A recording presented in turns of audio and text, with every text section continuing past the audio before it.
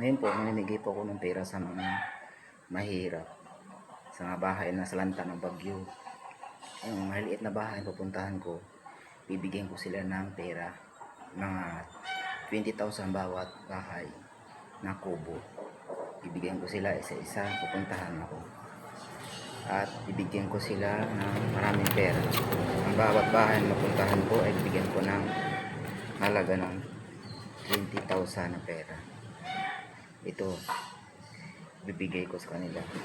Bawat bahay na maabutan ko, na basta ang bahay ay kubo lamang mahirap, ay bibigyan ko ng pera.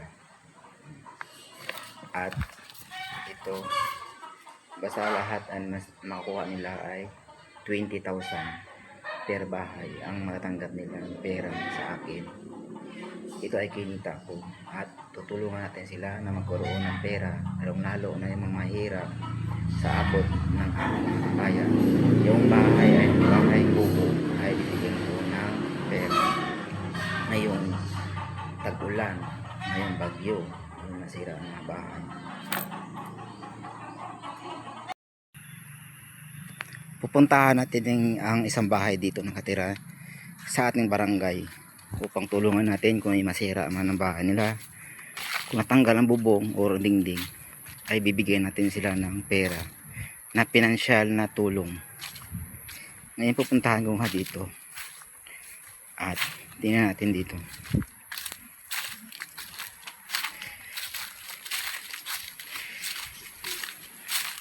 Tao po. Tao po. Tingnan natin. Wala pa mga sumasagot ha. May tao pa diyan. Tao po. Parang walang tao dito. Walang tao. Tao po. Maghintay tayo dito magkaabang. Pero wala naman nasira ang bahay nito. Tingnan mo, buo naman ang bahay. Wala nasira. Tao po. Ngayon, upo muna tayo dito sa upuan. Para, hintayin natin ang may-ari ng bahay. Kung may tao dito. At bibigyan natin ng 20,000 pinansyal na tulong. Para mapaayos na itong bahay, mapasemento na. Dahil dumating ang bagyo kahapon, lakas, grabe ang bagyo na yun, sobrang sobra talaga.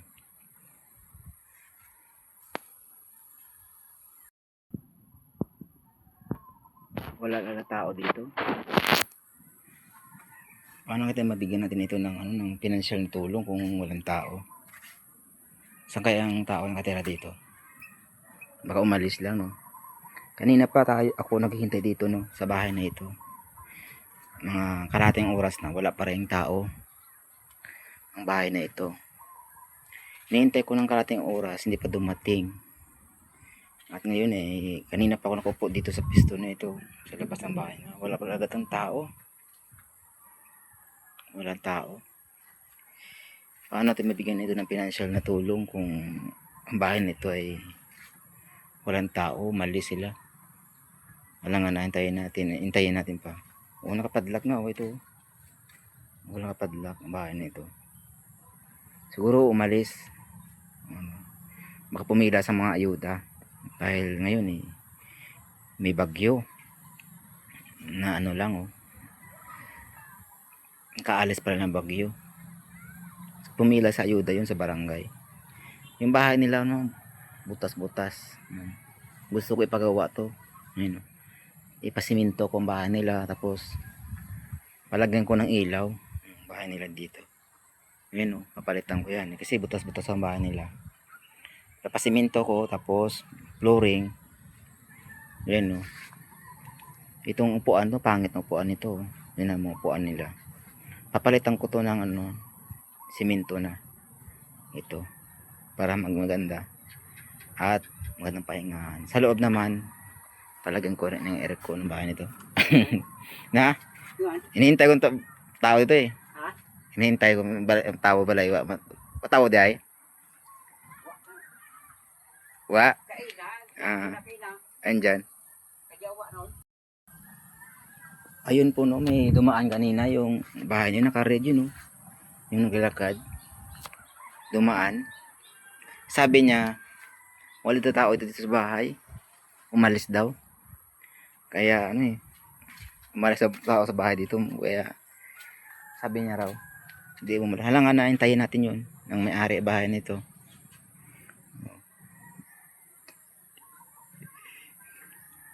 Sayang ang 20,000, hindi makatanggap ang bahay nito. At sa goodbye na lang ang 20,000. Sa halip na paggawa kong bahay nito, ipasiminto ko. Eh walang tao. Eh wala tayong magagawa. Eh gusto ko pala ng aircon to. Kasi sira na eh. Tapos ipasiminto ko, flooring, tapos dingding. Ito pa ayos ko rin ng upuan. Kaya lang walang tao. Lilipat tayo sa bahay, no, kung saan ibang bahay na naman. Sa ibang bahay tayo pupunta. Baka sa ibang bahay tulungan natin sila na magkaroon ng simintong bahay. Lagay ng tao ang bahay nito. Ngayon uwi na tayo. Ito mga kanilang mga ano, higaan dito. Gusto ko sana ipasiminto to. Ipapaayos ko yung bahay. Ipapasiminto ko yan. At kailangan natin palagyan ng siminto to. Ipasiminto ang higaan nila sa labas. Kaya lang walang tao. Pa-aircon natin lahat to. Aircon natin. Dito tayo sa sunod na bahay. Pupuntahan natin ito. At ngayon po ay pupuntahan natin. Bibigyan natin sila ng 20,000 ng bahay na ito. Para mapaayos ang bubong dahil sa bagyo. Tapos yung kanyang dingding ayos natin. Ipaayos to. Magandang araw po. Tao po. Tao po. Wala pang sumasagot, no? Pero mayroon dito ano. May kalabaw. Ano mo? Ibig sabihin may tao. Tao po. May tao dito. Pero kailang saan ang tao dito? Yung bahay niya, oh. Sirang sira. Gusto ko to. Walang tao dito.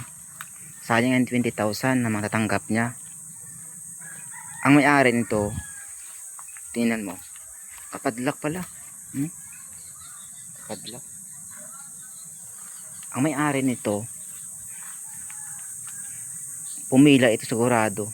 Pumila ito sa barangay, kumuha ng ayuda. Sa barangay, mayroon kasing pila doon ng mga dilata, ng sardinas, noodles, saka ilang kilong bigas. Siguro pumunta ito. Sayang naman ang 20,000 kung walang tao dito. Kung naabutan ko na rito ang tao, makatanggap sana siya ng 20,000. Gusto ko pa naman na ito ipaayos ang bahay nila.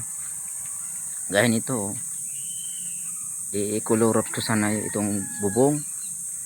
Tapos itong dingding, ipasiminto ko, ipa-flooring ko din. Palagyan ko rin ito ng na ano na pinsala ng bagyo to.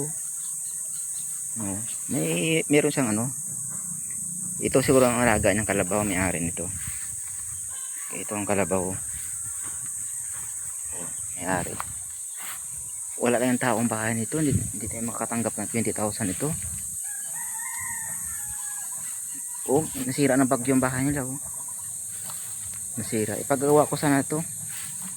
Tapos ipapasiminto ko, tapos ipagloring ko. Tapos ikukolorop sa bubong. Yan ang bahay nito. Nasira ito ng bagyo. Ang may-ari nito ay pumila doon sa barangay. Dahil sa bagyo, may ayuda, ng sardinas, saka noodles. Ay, bubong. Paayos ko sana ito. Siguro wala na tayong magagawa dahil walang tao bahay. At ngayon ay lilipat tayo sa ibang pisto ng bahay.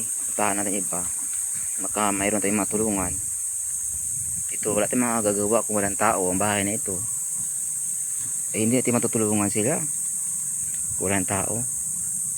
20,000 pa naman na matulong natin ay wala tayong makukuha, maibibigay nito. Hmm. Walang tao eh. Plano ko pa naman ipasiminto itong bahay na ito, tapos pa-floro, lagyan ng ano, ng walang eh, solar. Pwede lagyan ng solar ito sa bubong para may sariling kuryente para dito. Tapos ipa-flooring ko, tapos lagyan ng bubong ng colorops. Ay wala tayong magagawa, ay walang tao, ay exit muna tayo, lipat tayo sa ibang pesto kung saan tayo makakuha ng mga tao na napuntahan natin,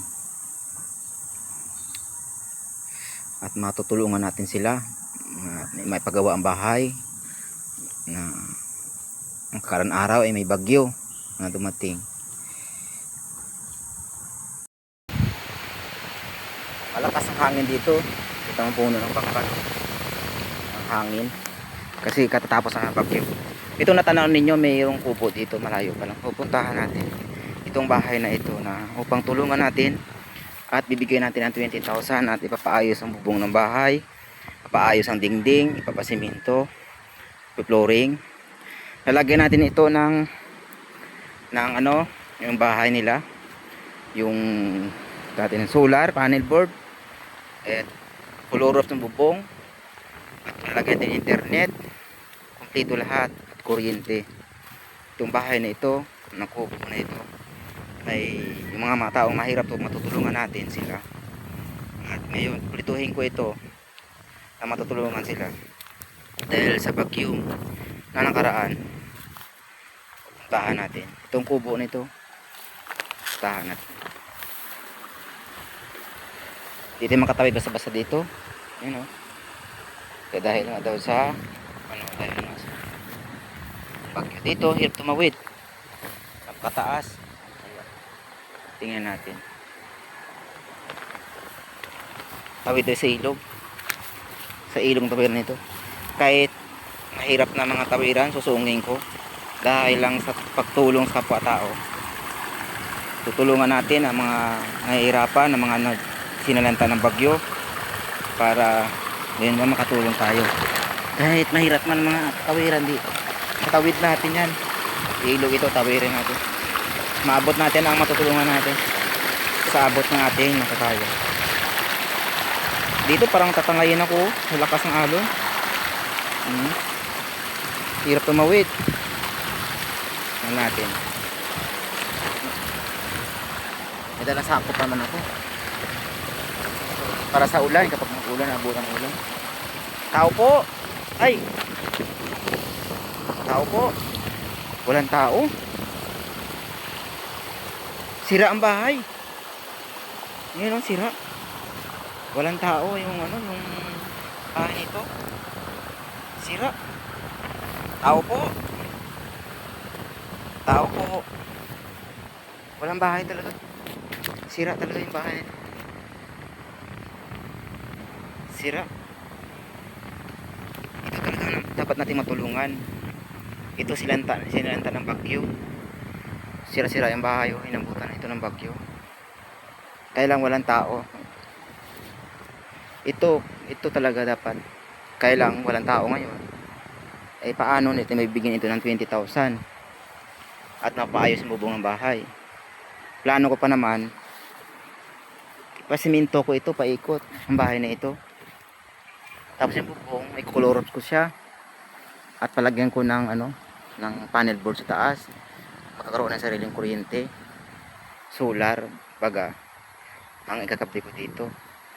Kaya lang paano natin matutulungan itong bahay na ito na wala man tao ngayon.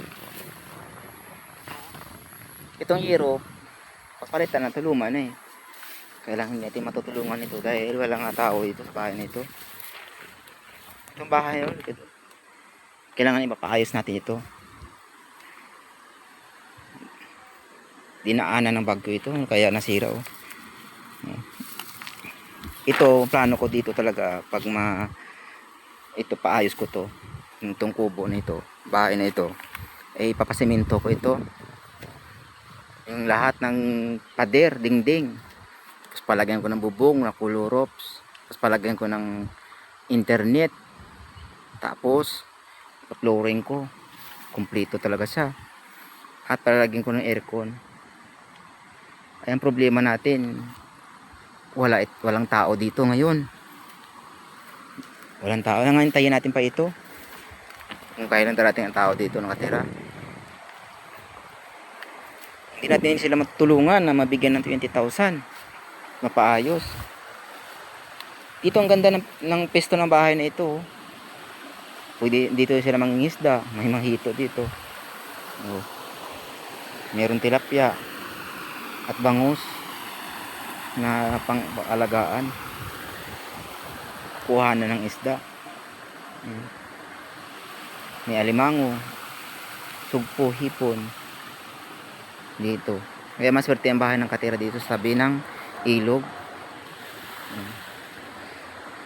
Bukas babalik tayo no, sa ibang lugar naman tayo pupunta, sa ibang mga kubo. At matutulungan natin sila na mabigyan ng pera na 20,000 at mapaayos ang bubong ng bahay nila at mga dingding na napisala ng bagyo. At susunod na araw ay iikot tayo uli sa ibang mga kabaryo upang matulungan natin sila.